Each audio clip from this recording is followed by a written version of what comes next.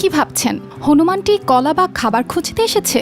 মোটেও না, সে এসেছে তার আহত হাতের চিকিৎসা করতে। তাকে দেখে মনে হচ্ছিল যেন বলতে চাইছে, ব্যথা পাচ্ছি, কিছু করো। এমন দৃশ্য কি কখনো দেখেছেন? একটা আহত হাত, একটা বোবা যন্ত্রণা ও একটা অদ্ভুত বিশ্বাস।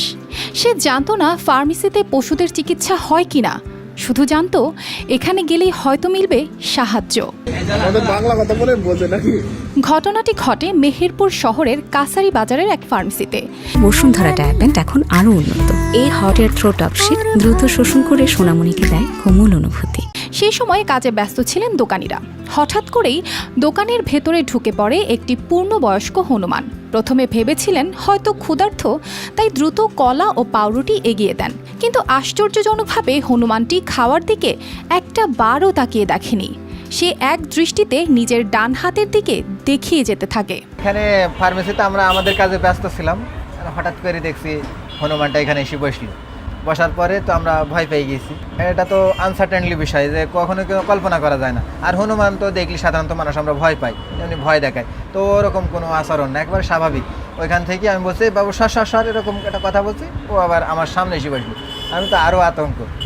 তারপরে আমি বুঝতে পারলাম যে আসলে ওর যেটা প্রয়োজন সেটা ছাড়াও যাবে না। কাছ থেকে লক্ষ্য করতেই দেখা গেল হাতে গভীর এক ক্ষত। রক্ত জমাট বাঁধলেও যন্ত্রণা তাকে শান্তিতে থাকতে দিচ্ছিল না। আমি বললাম যে হয়েছি করো, সাব্বির ওই ড্রেসিং করো, হয়েছি ভায়োডিন দিয়ে ড্রেসিং করি, ওটা হয়েছি গজ দিয়ে ব্যান্ডেজ করে দাও, যাতে না হয়, পরবর্তীতে জীবাণু না আসে। দোকানের মালিক হতবাক হয়ে যান হনুমানটির বুদ্ধিমত্তা দেখে, কিন্তু হতাশ করেননি প্রাণীটিকে। দ্রুত ব্যান্ডেজ আর ভায়োডিন নিয়ে ক্ষতস্থান পরিষ্কার করে দেন। অবাক করা বিষয়, চিকিৎসা পেতেই যেন স্বস্তির নিঃশ্বাস ফেলে হনুমানটি। ব্যথা একটু কমতেই ফার্মেসির টেবিলে আরাম করে বসে পড়ে। প্রায় 2 ঘন্টা সেখানে কাটায়, যেন নিশ্চিত হতে চাইছিল পুরোপুরি সুস্থ হয়েছে কিনা।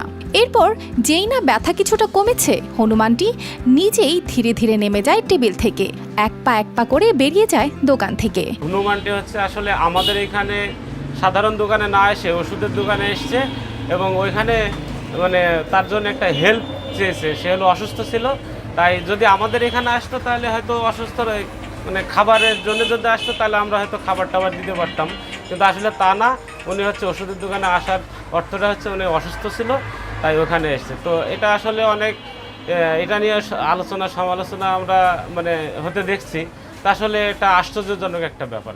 প্রাণীদের বুদ্ধিমত্তা নিয়ে নানা গল্প ছড়িয়ে থাকলেও আহত হয়ে নিজেই চিকিৎসা নিতে আসার এমন বাস্তব উদাহরণ খুবই বিরল। আমাদের মেহেরপুর জেলায় হনুমানের সংখ্যা 70 থেকে 80টি আছে, তবে এরা দলবদ্ধভাবে বিভিন্ন স্থানে ছুটে বেড়ায়। এরা কোথাও এক স্থানে আবাসিকভাবে থাকে না। ক্ষতি করে আসলে হনুমান ফার্মেসিতে নিজে চিকিৎসা নিতে আসছে, এটা আসলে বিরল ঘটনা। তবে হনুমান বুদ্ধিবৃত্তি সম্পন্ন এবং তারা দলবদ্ধভাবে সবসময় চলে। আমরা বন বিভাগ থেকে যদিও কখনো হনুমানের কোথাও অ্যাসাল্ট হলে কোনো সংবাদ পেলে বা কেউ যদি ধরে আটক করে, সেই ক্ষেত্রে আমরা হনুমান সাথে সাথে লোক পাঠাই এবং আমি নিজেও যাই, সেখান থেকে উদ্ধার করি, এরপর পশু হাসপাতালে নিয়ে যাই। সেটা চিকিৎসা পশু হাসপাতাল থেকেও আমাদেরকে যথাযথভাবে সাহায্য করে।